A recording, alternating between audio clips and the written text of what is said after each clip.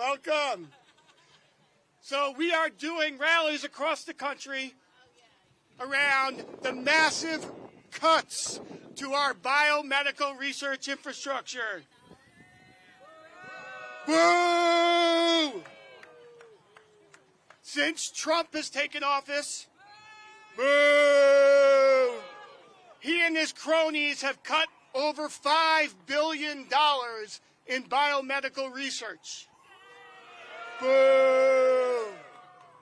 That's research on cancer, research on Alzheimer's, research on heart disease, research on diabetes. And today we are here to say enough.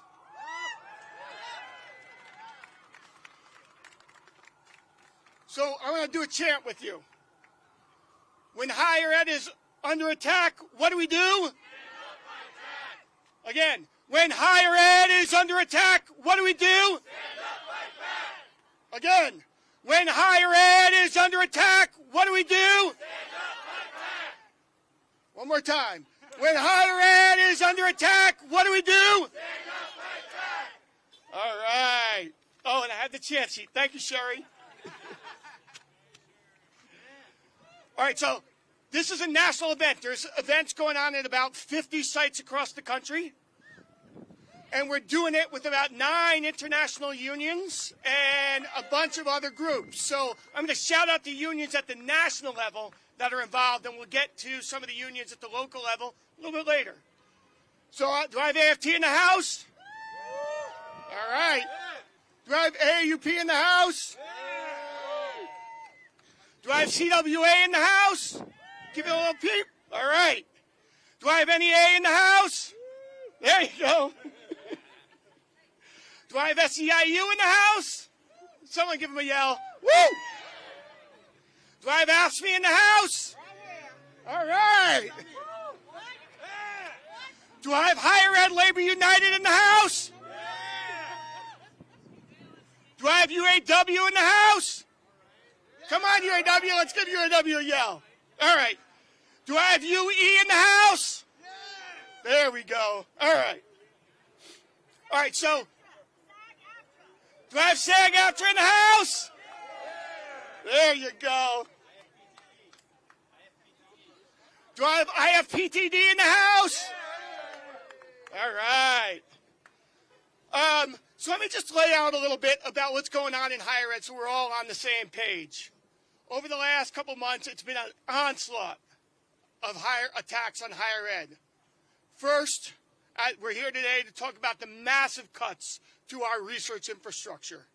Cuts to how we are doing research on cancer and Alzheimer's, but also cuts on research on infant mortality rates. And most recently, there are cuts on people who are doing research on the diversity of plant genomes because it's a DEI-related project. But the attacks on our biomedical research infrastructure aren't the only thing we're facing. They're also trying to take over our institutions. We all saw what they did at Columbia University, right? Basically, they extorted the university. They weaponized anti-Semitism and said that because there's anti-Semitism on campus, we're going to cut $400 million in biomedical research unless you do what we want you to do. That is shameful. Shame. And they showed not one shred of evidence of the anti-Semitism they claimed. There's a process. It's called Title VI. They did not go through it. They just claimed anti-Semitism in an attempt to close $400 million in research so that they could then turn around and tell Columbia how to admit students and how to research and teach Middle Eastern studies. It's shameful political intrusion into the autonomy of higher education. That's what that is. What else have they done? They have been abducting our students off the streets in broad daylight. Shame. Shame. Let's say some of the names, and we won't get to all of them. Mahmoud Khalil, Mamadou Tal, Rumesa Ozturk, and then many others. And they're doing it because the students are calling for a free Palestine. That's why they're doing it. They do not like the speech of the students, so they are abducting them. Those students enjoy freedom of speech like everyone else.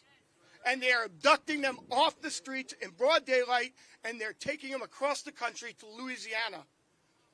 And it's not just the students who are speaking out about Palestine. Just this weekend, they revoked over 100 visas of college students, both grads and undergrads across the country. Over 100 students' visas. How many at Rutgers, do we know? 12 students at Rutgers got their visas revoked for nothing. For nothing. From the best we could tell, they revoked those visas because of the countries the students come from. Because of the countries the students come from. It's shameful. And another thing they're doing is they're trying to eliminate the DOE, the Department of Education, right? And they will privatize student loans, and our $2 trillion that our students, our Americans have in student loans will balloon when they do that, balloon. But not only that, they are cutting funding to our HBCUs and to our tribal colleges and universities through the DOE. Shameful. And not only does the attack on the DOE hurt us, it also hurts our brothers and sisters in K-12. And so when we figure out how to fight back, we know that we have to build an alliance of pre-K through higher ed. That's the that's the alliance we need to build. And so to tell us about that, we have John Avignon from the Newark Teachers Union. John, come on up.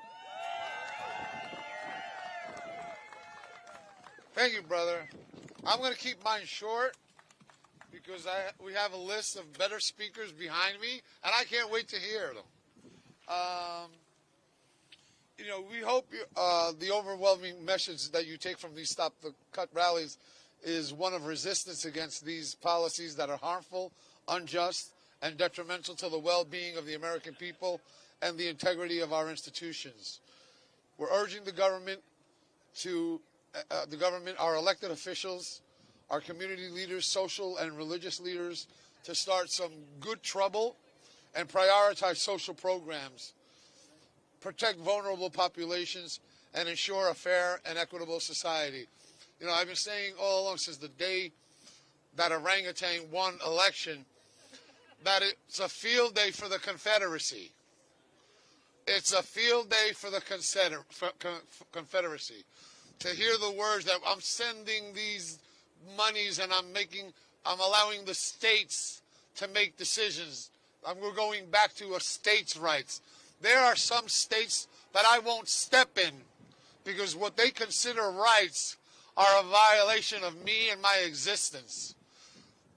There are states that have no business making decisions for their own citizens, much less anyone else's. You will not come into any Newark school to take a child. Not going to happen. You will not come into our schools and say, well, show me the LGBTQ kids because we're getting them. I'm going to say, you pick them out. Because what does it look like? Oh, we're going to stop this free pre-K funding. We're going to shut down this classroom. I will rain down 1,000 pre-K kids on you that you will turn back and run.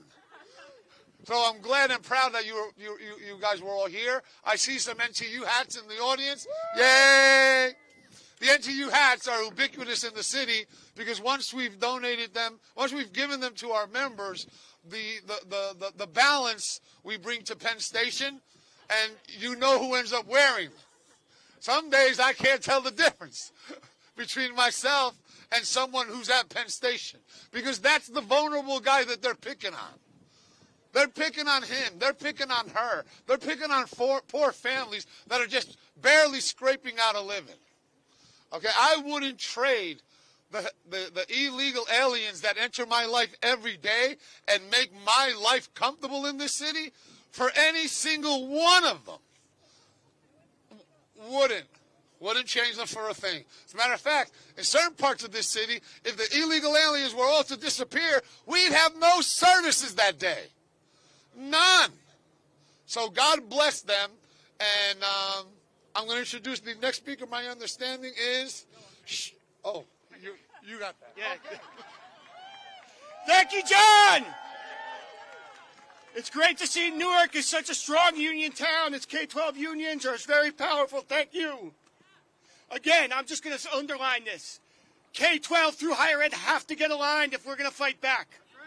K-12 and higher ed have to get aligned if we're going to fight back. And so we got another K-12 speaker.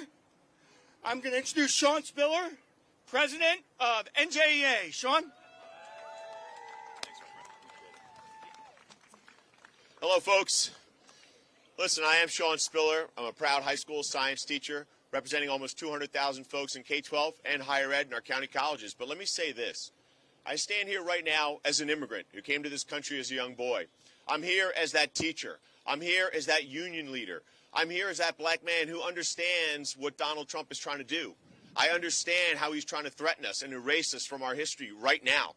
But let's be clear. He is coming for every single one of us. He's coming for all of us bit by bit by bit, and we have to stand up and we have to raise our voices right now. Because I'll tell you this, whether we're talking about our K-12 schools and they're talking about going into our classrooms, pulling kids out of seats and separating from their parents, or they're talking about coming onto our college campuses and grabbing our students or our colleagues for speaking out and saying we're going to send you home, I ask you, are we going to stand for it? I ask you, are we going to stand for it? No. When I talk about right now one of the most diverse states in the nation, and we know that we want to celebrate that and allow every one of our students to see themselves in our past so they can understand our future. We're seeing right now this administration saying unless you eliminate DEI, K-12, and higher ed, we're going to cut your funding. So I ask you, are we going to stand for it? Are we going to allow it? When we're seeing right now that they're cutting crucial aid for our students, our young folks who need mental health services now more than ever, but they're also cutting funding for higher ed institutions that are doing the research that will cure so many things and save so many lives, I ask you, are we going to allow them to make those cuts? Are we going to allow them to sacrifice our future? When we see right now that they're talking about eliminating the Department of Education, and they're cutting funding for our students with special needs. And they're also cutting the grants for kids to be able to go to college. Those who are going to be able to solve our issues for the future. We know it's unacceptable, so I ask you, are we going to let it happen? No. Are we going to let it happen? No. Folks, this is not who we are. This is not who we are as a country, as a state, as a people. And this is the moment when we have to raise our voices. This is the moment when we have to stand up. This is the moment when we have to lean into our collective power to say we will not let this happen to us. So I ask all of you, are you ready to fight? Are you ready to fight? Are you ready to rally? Are you ready to push back? Are you ready to stand up and make sure our voices are heard? Folks, we know this to be true. When we fight, when we fight, when we fight, when we fight, and this is that moment to fight, to stand up in unity, all of us across the board, because this is the chance we have to protect each other in solidarity. Thanks, folks. Let's keep this going. All right. Thank you, Sean. All right. What? Melissa Rogers, RBHS. Next up, we've got... All right. Next up, we got Melissa Rogers from RBHS. Associate Professor Melissa. Oh, I'm so sorry. I was focused on... Hi, I'm Melissa Rogers. I'm a professor at New Jersey Medical School. New Jersey Medical School is one of the most diverse... Wait. Okay, I'm a professor at New Jersey Medical School. That is one of the most diverse medical schools in the country. It is on. Yeah, there you go. New Jersey Medical School. One of the most diverse medical schools in the country. I've been a biomedical scientist and educator funded by the National Institutes of Health, otherwise known as the NIH, and and the American Heart Association and many other health agencies over 3 decades. Recently, one of my projects involved kidney disease, which impacts 6 million American adults. Men with end-stage kidney disease are more likely to die than women. So I had a project to understand the impact of sex on kidney disease. Recently, while writing up this work, I found myself avoiding the word women because I had heard it was on a list of words that could trigger government review of an NIH or NSF grant. Then I was flummoxed to find that the word female was on that same list. I then considered several other words that were on the list. The kidney only works because several dozen different cell types coordinate to clean our blood. I couldn't write this diverse community of cells without triggering review. I couldn't discuss how the kidney filters our blood because filtration barrier included the trigger word barrier. I found myself avoiding identity, as in the identity of a cell type. Cells in the outer region of the kidney could not be described as being marginalized, saying the orientation of the kidney was a problem. The word belong is on the list. So could I say that the mice belonged to a particular experimental group? Some cells in the kidney are more protected from the immune system than other cells. This is called immune privilege. Privilege is on the list. It should be avoided. Even the word sex was on the list. Why was I tempted to self-censor? Because if my document triggered government review at best, it would delay my research.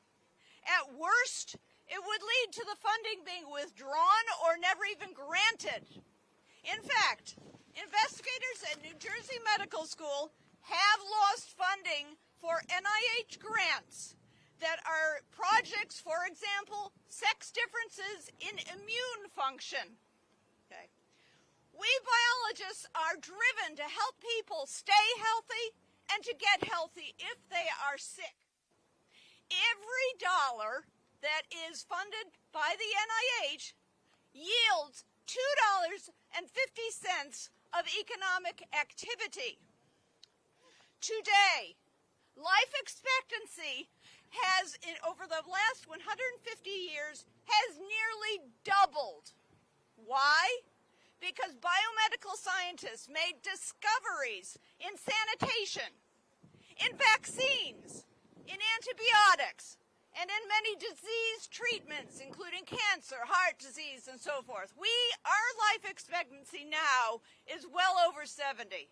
It used to be 50. We can't. We must not let misguided cost-cutting measures destroy biomedical research in the United States of America. Thank you. Thank you, Melissa. Let's put Trump on that list. All right, let's do this. Let's do this chant together. I'm going to give it to you once, and then we'll do it together. Don't give in to racist fear. Immigrants are welcome here. Together now. Don't give in to racist fear. Immigrants are welcome here. Don't give in to racist fear. Immigrants are welcome here. One more time. Don't give in to racist fear. Immigrants are welcome here. Thank you. All right, we're going to do one thing together before we keep going. So if you have a phone, I want you to take it out now.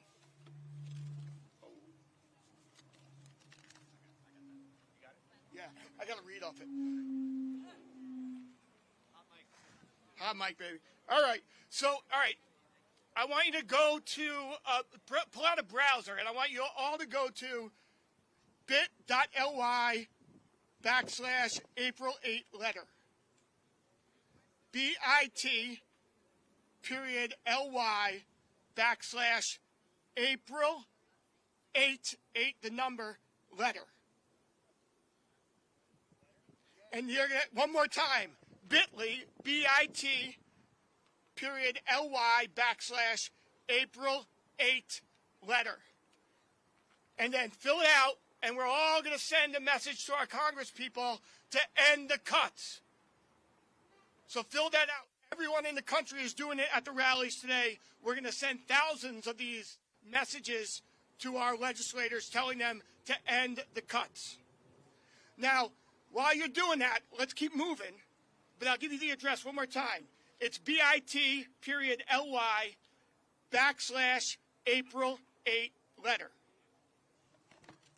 Okay, so the movement we got to build, if we're going to stand up to fascism, is all higher ed workers, not just faculty and staff. I see URA in the House, Union of Rutgers Administrators, faculty and staff, all faculty, grad workers, postdocs, librarians, housing, ground staff, clerical staff, professional staff, all workers together on our campuses, all of them represented in the coalition of Rutgers unions. All workers wall to wall. We also need all of our students together. We also need to build with our K-12 brothers and sisters. And we need to build with our communities. And up next, we have one of the greatest community organizations in this city, People's Organization for Progress, and Larry Ham. Larry, welcome up. We're so honored to have you here and all the work you've done. Workers and community together. That's right. They say get back, we say. They say get back, we say. They say get back, we say. Get back. Get back. Get back. Get back. Brothers and sisters, I'm very glad to be here with you this afternoon. We're at a particular point in American history where I wonder if this is 2025 or is this 1938. It's a very dark period, and that person that's in the White House, whose name I will not mention, he would like to see us divided and fighting against one another. He would like to see us all in our little separate vineyards. He would like to see us dispersed and disunited. But I'm here to say he can't divide us. We will be united and fight against not only his budget cuts, but all of his racist, fascist, reactionary policies.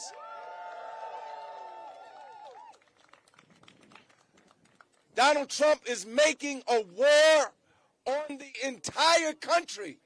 I've never seen anything like this. It's not like one group he's going after or this section of people he's going after. I've never seen a president do more to hurt the entire American population than Donald Trump has. He's cutting food programs for children and for people who need nutritional help. He's cutting health care. He's cutting money to our hospitals. They're cutting back against Social Security. They're hurting our senior citizens. They're attacking our institutions of higher education. It's going to result in layoffs and closing of programs. And most of all, he's pushing a program of white supremacy against affirmative action, against DEI. And DEI doesn't just help black people. It helps a whole lot of people. A whole lot of people benefit from DEI. But they're making war. They're making war on our veterans. Our veterans who went abroad for whatever reason, who went abroad to defend the country. They come home wounded mentally and physically. They need to go to the Veterans Hospital right up here in East Orange. They're cutting back thousands of workers from our veterans program. They're attacking departments. The United States of America, out of the 202 countries in the United Nations, we rank 43rd in education. Why would we eliminate the Department of Education? We need education.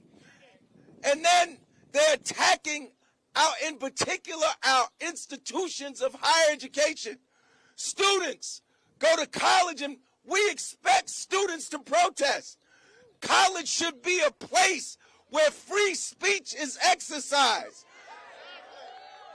College should be a place where there should be a free and unimpeded exchange of ideas. Students who lift their voices in the cause of human rights should not be repressed and suspended and expelled. They need to be held up and they need to be celebrated. Our young people at Rutgers, I was with them when they had their encampment over here. I was with them in Princeton. I was with them in New Brunswick. They dared to speak up, to do what I did as a student 50 years ago at Princeton University.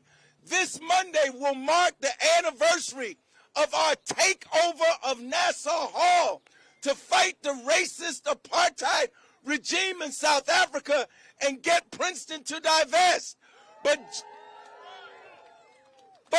50 years ago when we did that, no one was arrested, no one was expelled, no one was suspended because our students were standing up. It was Princeton who was on the wrong side of history.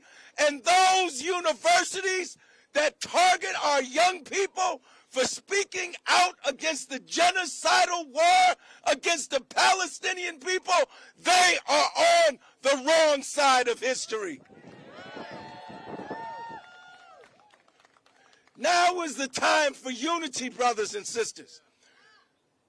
Our undocumented brothers and sisters are being snatched off the street. Black people know about being snatched off the street. We were undocumented and illegal when we were born in this country.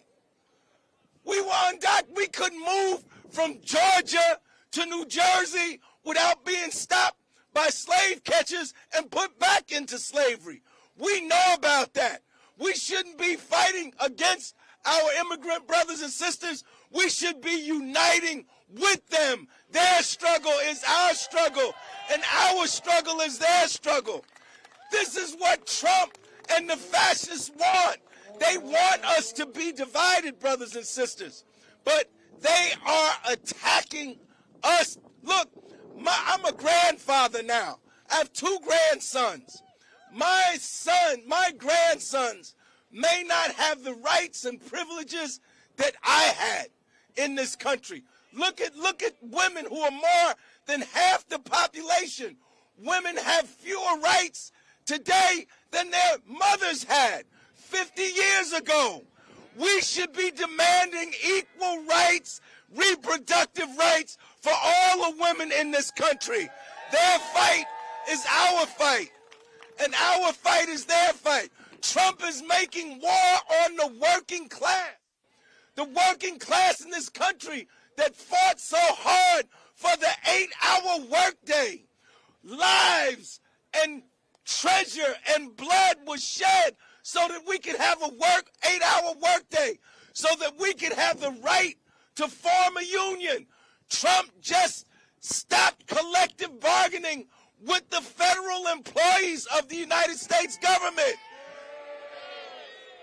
I'm telling you, it'll be the federal workers today, but it'll be the rest of us tomorrow.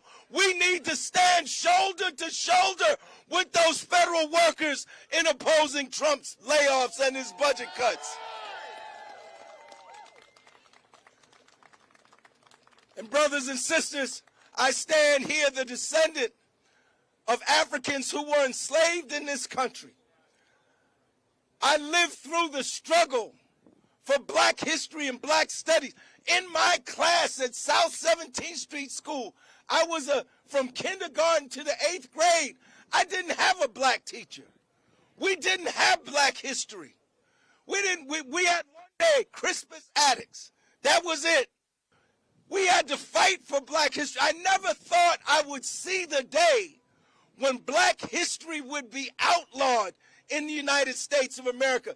Just last week, Trump said he was cutting back funds to public schools that had quote-unquote DEI. Well, for that matter, everything Title I would fall under DEI. And so he's going to hurt our children. But we're not going to let him hurt our children, are we? We're not going to let him ravage the working class, are we? We're not going to let him continue to ride roughshod over the people of this country. We're going to unite, and we're going to fight back, and we're going to be on picket lines. We're going to be in demonstrations. We're going to engage in civil disobedience. We're going to do whatever it takes to get these fascists off of our backs. They say get back. They say get back. They say get back. They say get back. We say fight back. All right. Oh, thank you. Do we have Make the Road in the house? Do we have AFT Local 2222 in the house? Do we have Senator Cryan in the house, the head of the Senate Higher Education Committee? Who else do we have in the house? Do we have the Rutgers AEP AFT Lecturer Union in the house? Do we have HPAE in the house? Awesome. We'll get some of you that, more of you later. All right, next up, let me see. 700,000 workers Trump is trying to strip collective bargaining rights from. 700,000 workers. So we're talking about it. We need pre-K-12, higher ed aligned. We need to be fighting with our communities, and we also need to be fighting with federal workers who are fighting back. Next up, we have Chris Doles. He's with the Federal Unionist Network and Federation of Technical and Professional Employees, Local 98, at the Army Corps of Engineers, President. Chris, so great to see you, brother. Thanks. So the more and more I find myself at these events, I find that what I'm saying is just not quite sufficient to meet the moment. What I've been saying for the last couple months, rightly, is that the attack on us as federal workers isn't really about us as federal workers. It's not about efficiency. It's not about national security or all the other lies that they mobilize to justify the attacks. That it's really an attack on the public sphere, right? It's an attack on the services that we provide. You know, when they go after the CFPB, the Consumer Financial Protection Bureau, what they're really trying to do is stop the regulators that stop the banks from keeping us in debt until the day we die. When they go after the Environmental Protection Agency, they're really not interested in efficiency. They're interested in ending the regulations that protect our environment and hopefully could curb the worst of climate change.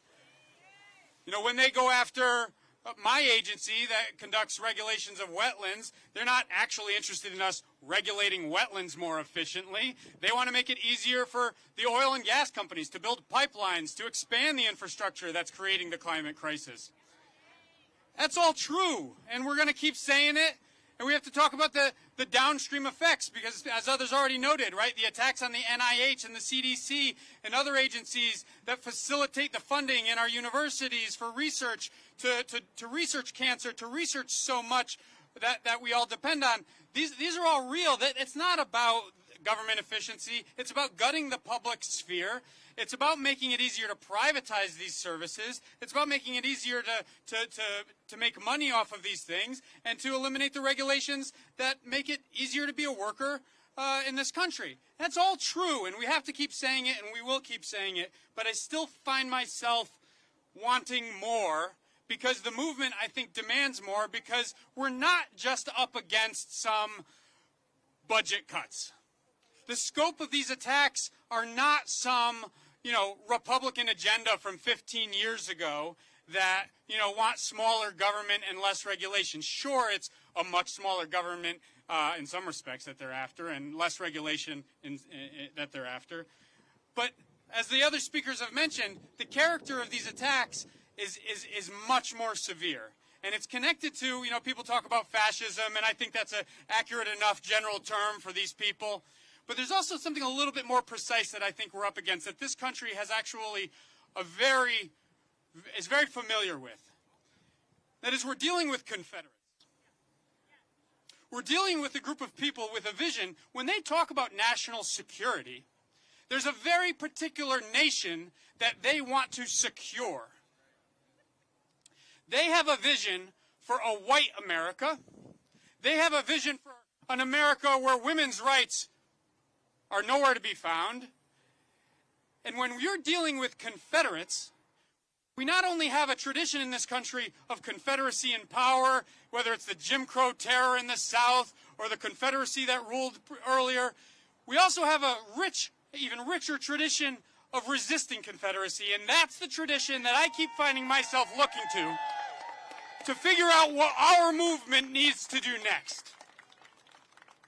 And when I think about the tradition that I want to stand in as a union member and maybe even a union leader, and what others who are becoming union members and union leaders, and what tradition we want to be part of, I think we have to go and find the richest parts of our labor history and take inspiration from those stories. And I want to tell a quick story, I won't be too long, which is, you all know the story of Emmett Till. But do you know why you know the story of Emmett Till? His mom, but actually more his uncle.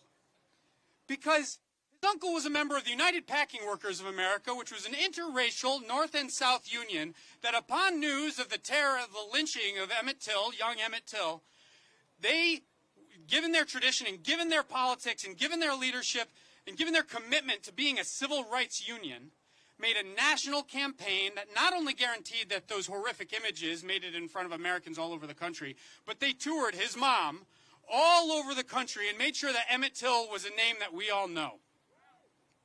It was a labor movement that saw its entire purpose as much bigger than the fight for the working conditions or the wages in their immediate workplaces or even their communities. But they saw that we needed a nationwide movement to defend civil rights and to take any opportunity, as horrific and tragic as the lynching of Emmett Till was, to make sure that the American public knew that this is in fact what we were up against, and the terror, the scale and severity of what we're up against needs to be matched by the scale and severity of a movement capable of taking that terror down.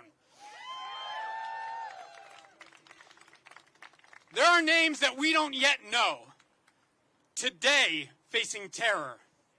One name I just learned, and maybe some of you did too, Alfredo Lelo Juarez, is a labor leader in the state of Washington, a farm worker labor leader who has been undocumented in this country for a long time, like many other undocumented workers, but he was targeted and violently ripped out of his car while he was in the process of dropping his wife off at work just a week or two ago in the state of Washington by ICE agents who were clearly targeting him because he's a labor leader among farm workers, among workers with the fewest rights in this country.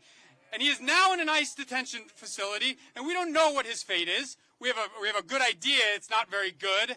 We know that the conditions in those facilities are torturous, and we know that there's a good chance that he'll be deported and sent to somewhere at Guantanamo or a torture facility in El Salvador or worse. We know that this is the fate that awaits so many of the undocumented, and the question becomes, what will the labor movement do to make sure that we never forget the names of the Lelo Juarezes and that we ensure that the fates of the Lelo Juarezes will never be as bad as the fates of the Emmett Tills?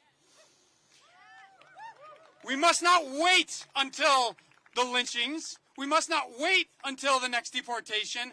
the labor movement has an obligation to lift up the causes of those weakest, the victims of the attacks on free speech on our campuses, the victims of the attacks on the undocumented in all of our communities, the people who live in the shadow and who do all the work and who have organized for decades and have actually upheld the labor movement in this country in some respects better and stronger than many of the unions have. Because who brought May Day back to this country but the undocumented in this country?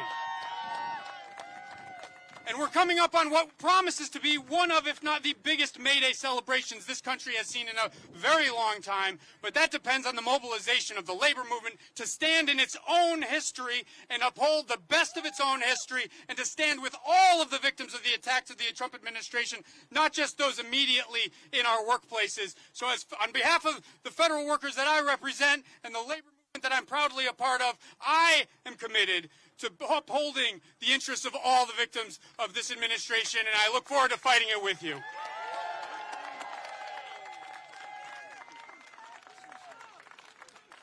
Fascists out! Fascists out! Fascists out! Fascists out! Immigrants in! Fascists out! Immigrants in! Fascists out! Immigrants in! All right. Immigrants in. All right. Immigrants in. We're going to bring Larry Hand back up real quick to make a quick announcement. Brothers and sisters, on Saturday, April 26th, we're going to have the Martin Luther King People's Convention for Justice and Resistance.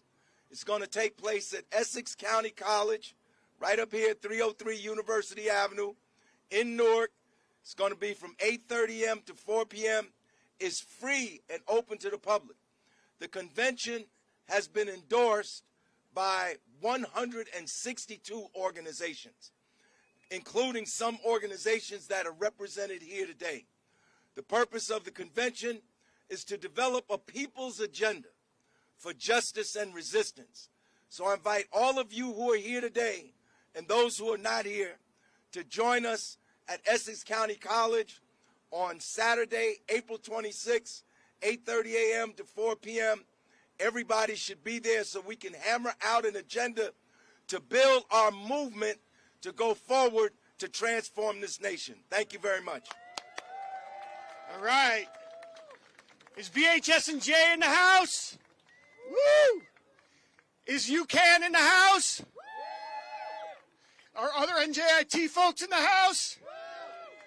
Is PSA in the house? All right, up next, we have the president of PSA, the faculty union at NJIT, Amit Bose. Amit? Thanks. Thank you all for showing up. My name is Amit Bose. I'm a professor of mathematics at New Jersey Institute of Technology. We represent, between our faculty and our staff, over 1,000 people. Our students who we educate, 90% of them are STEM majors, so we know exactly what the implications are going to be if we cut science education. The thing that I want to speak about is the connection between DEI, science, and free speech. I'll be brief. Those three things are all linked together because you see that the attacks by the federal government are meant to erase us. They're meant to say that we don't belong, that our science doesn't matter, and that the students that we teach don't matter. And what I think we all need to recognize is that those three things, free speech, academic freedom, you can count them together, science education, DEI, that's all linked together. If you cannot make a choice between those three and fiscal exigency, it's bullshit. Okay? It doesn't count. They're one and the same. And if we don't stand up to our administrators who are saying that it's different, we're going to lose out. So I urge you all to stand with each one of us. It's important that we're here in Newark. Look around you. You see people of every race, every creed, every size, height, age. That's who Newark is. This is a great town. We have a great mayor. So let's keep it going. Thank you. Thank you, Amit. So we stand up and we fight back. We need federal workers. We need K-12, pre-K-12. We need higher ed. We need healthcare workers. We have one union here that represents all four of those, And we have the president of that union, President Randy Weingarten of the American Federation of Teachers, my president. We're so glad to have you, Randy. Thank you, Todd. Okay. Are there teachers in the park? I was going to say the house, but we're in a park. Are there mayors in the park? Are there unionists in the park? Are there fighters for justice in the park? Are there fighters for democracy in the park? Are there fighters for immigrants in the park? Are there fighters for students in the park? Are there fighters for families in the park? Are there fighters for a better future in the park? Did I get everybody into, like, a little bit warmer, walk around? I know it's April, but, you know, we're hardened by all the things that are happening. And one of the things I wanted to do today, and one of the reasons I am back at Rutgers today, I was at Rutgers last night for the 30th anniversary of the labor school, or the labor and management school, is because this is a rally of both, that spans all of our members from pre-K through college. And that's pretty freaking, I didn't curse, pretty freaking awesome, because we have to bring people together in this fight. And the fight is about a lot of things, but I want to spend a minute talking about knowledge and talking about what they are assaulting. When you see them taking $400 million from Columbia, it's not about anti-Semitism. When they're taking $500 million from Johns Hopkins, when they're taking God only knows how much from Harvard, when they are deporting youngsters who came to the United States for opportunity, lured to the United States by those colleges for knowledge and opportunity, when they are taking $100 billion from the Department of Education, when they are actually trying to close the Department of Education, when they are hurting people with student debt. You're getting my point here. All of these things, every single one of these things is an attack on knowledge. It's an attack on education. It's an attack on our young people. It is an attack. It is attempting to say to people, be scared, be fearful, be worried if you walk in a college campus about what's going to happen. And what we do, whether we are a pre-K educator, whether we are a bus driver, whether we are a paraprofessional, whether we are a college professor teaching all sorts of courses that I cannot even pronounce, whether we are a social studies teacher like me, what we are doing is we help young people have agency, have empowerment. We help young people engage in critical thinking and problem solving so that they can discern fact from fiction, so they can stand up for themselves, so that they know how to think. That is what we do, and that is what this administration is so fearful about. So the cuts, take the cuts from this week, not even the cuts from last week, the cuts from this week. They've said to the Newark school system, to New Jersey, to New York, to other places, if you don't sign a certification that says you no longer engage in diversity, equity, or inclusion, if you don't sign that, then you're not going to get your Title I money. Think about the Newark school system. Yes, shame. But think about what is underlying that. What is underlying that, and you've heard speakers before on this, is what happens to a teacher in a classroom who is teaching the history of Emmett Till, who is teaching the history of Jim Crow, who is teaching the history of Harriet Tubman. All of a sudden, this administration is saying to us, if you teach that, you will lose the funding, the opportunity for all students in America. And I say, hell no. Hell no. Hell no. I can go on and on, but you got my point, which is that's part of why today this is a rally not just about no cuts, but about understanding understanding what they're trying to do, understand the attack on knowledge, understanding the attack on opportunity, understanding the attack on all of us. And that means all of us, all of us, all of us have to fight this fight. And that means we got to fight this fight, yes, of course, in the courts, but in the court of public opinion. We got to be on the streets. We got to educate people about what's going on. We got to fight this so that every fair-minded person in America starts saying, hell no. Hell no. Are you with me? Are you with me?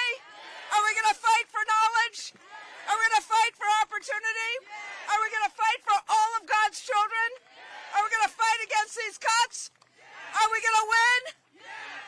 Solidarity. Unite to stop the right! Unite! Unite! Unite to stop the right! Unite to stop the right! Unite! Unite! Unite to stop the right! Woo! Do we have anti-New Jersey in the house? Do we have New Labor in the house? Do we have Montclair Adjunct Union in the house? Do we have the College Council in the house? All right, next up. I said, next up, the mayor of this great city, one of the most progressive mayors of a big city in the history of this country, Mayor Ross Braca.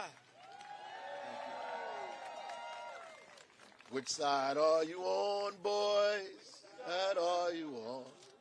They say in Harlan County, there are no neutrals there. You either are a Union man or a thug for J.H. Blair. Which side are you on, boys? Which side are you on? In the South, they did it like this. Way down in Mississippi, no neutrals have we met. You either are a freedom fighter or a thug for Ross Barnett. Which side are you on, boy? Which side are you on? The question is, what does coal miners in Kentucky have with civil rights workers? That moment in history is the same moment we're in now. Our ability to figure out what we have in common, why we need to be together, why we need to be united. They understood very clearly that the same people that was trying to stop them from having fair work conditions and the rise in their wages were the same people that were opposed to ending Jim Crow, that were opposed to civil rights, that were opposed to democracy and justice. The same people that blew up that church at the 16th Street Baptist Church and killed those 4 girls in Sunday school are like the sheriffs in Harlan County who killed people who are fighting to get coal dust out of their lungs and get better pay. Those are the same people. The problem is it takes us decade after decade after decade to figure that out. A lot of the problems that we're facing today is because we can't see clearly in front of our face who our enemies are. We spend a lot of time fighting and debating and struggling with one another and allowing our enemies off the hook. Trump has been Donald Trump for a long time. He was the president once, and we saw what he did then. He showed us. He foreshadowed what he would do and told us all throughout the election what he was going to do. We should never be surprised. We shouldn't be shocked. We shouldn't be thrown aback by what's going on. He told us in our faces, or like the kids said, he played in our face. He showed us completely what he would do and even had the audacity to print it and pass it out and allow us to read it. And we still haven't figured out that all of those things in there are attacking working people. Yeah, he's attacking federal workers. Yeah, he's attacking education. Yeah, he's attacking higher education. Yeah, he's shutting down DEI. Yeah, he's attacking federal workers and veterans and taking away Medicaid and Medicare. He told us he would. He's attacking that because he's trying to rob the coffers of the Treasury and give money to oligarchs and his friends at the expense of working people in this country. That's what he's doing. It is not a new idea. It is not a new plan. It is not a new concept.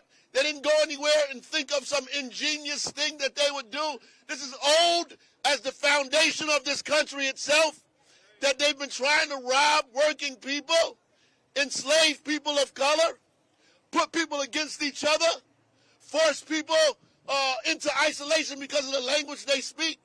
No matter when you arrived here, the minute you got here, they began to discriminate against you and use your labor as a means to enrich themselves while keeping you in a cycle of poverty. This is not new theory. This is old stuff that works over and over and over again. So how do you distract people? You blame people that are gay. You discriminate against people because they speak another language. You criminalize Latinos. You make it difficult for us to study black history. You attack education because an educated populace is a democratic one. You attack all of the things that make us related to one another, that make our struggle common. And in the meantime, while we're at each other's throats, while they're on TV saying people are eating cats and dogs, and we have the nerve to actually have an academic debate about something as dumb as that, and we're going back and forth discussing foolishness, they're devising a way to steal the election, to steal people's money, to make it difficult for us to fight back and create more division from state to state to state. Somebody said it earlier. The only way we win is if we're united. There's no time in history that we've got anything, that we gained anything without a united front. It's always been a united front. It's always been a united front. Across zip code and nationality and language and how people identify themselves, it's always been a united front. Now, people have come up with all kinds of things to make you dislike each other, to disparage each other, to undermine each other, to even if you agree on 8 things and disagree on 2, you walk away. To stop struggling with one another. We have to struggle with each other to find unity, because in unity there is struggle, and in struggle there is unity. We have to do that with one another so we can unite, but we separate instead. We go our separate ways. This union and that union, and this group and that group, and this activist group and that activist group, and they win. They win because we don't have a united front. They win because we don't have a united front, because white workers need to understand that they're related to Latino workers, that they have more in common with Latino workers than rich oligarchs, that Latino workers have more in common with Irish workers and women fighting for women's rights. They have more in common with women fighting for women's rights that are standing outside of a clinic to protect their rights. You have more in common with them than own investment bankers. We don't understand how related we are. That Jamaican immigrants and Haitian immigrants are the same as Ecuadorian immigrants and Dominican immigrants. And Dominican immigrants are the same as West African immigrants. And West African immigrants is the same as the immigrants from the Ukraine.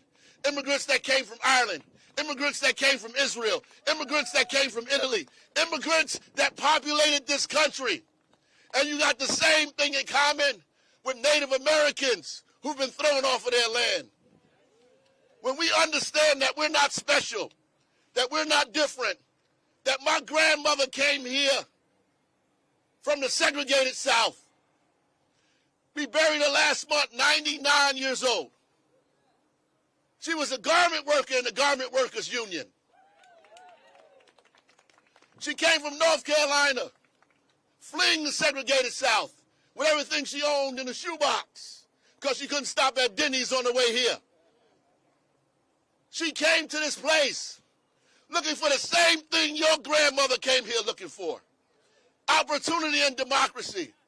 She left terror just like you left terror. She left racism and hatred in the South looking for an opportunity in this port city called Newark, New Jersey, and ran into some immigrants somewhere from Portugal, from Brazil, from Dominican Republic, from Haiti. And they decided to be neighbors in Newark and build a democracy here and build their businesses here and feed their families here. And I'll be damned if we allow this person to come and turn this thing upside down. How dare we live here and everything we have to do for the people who sacrificed for us. They gave up so much for us to be here protesting today. How do we not sacrifice for our children who come after us? How do we not? If we don't, we should be ashamed of ourselves. Donald Trump is just the tip of the iceberg, a symbol, a figurehead, if you will. And I'll tell you this, he's not even the worst of our problems. And I don't even think that he's a match for us when we're united.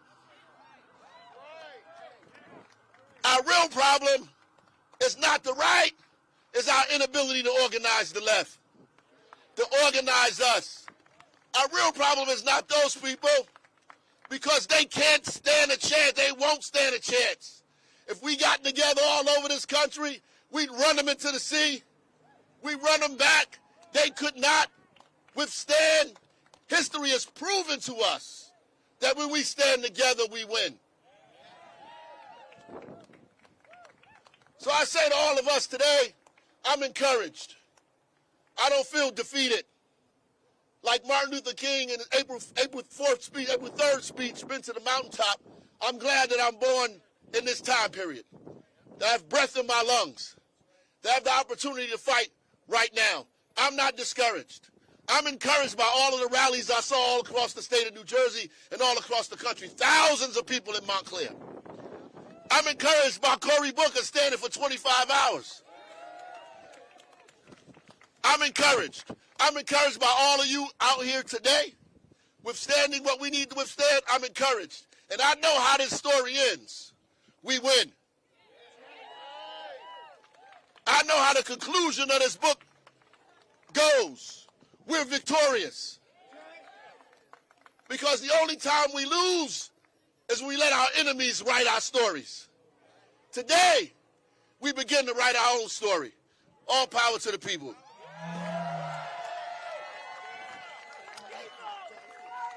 Will never be defeated. The people united will never be defeated.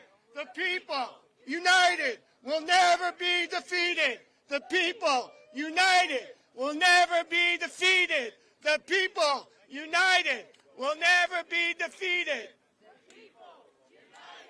Will never be defeated. People united will never be defeated. The people united will never be defeated. The people united will never be defeated. The people united will never be defeated. Thank you all. Let me say one last thing to you all. Thank you all for braving this cold, cold weather. One thing we got to remember, these rallies and protests are great. We're going to fight them in the courts. We're going to fight them at the ballot box. We're going to fight them in the streets.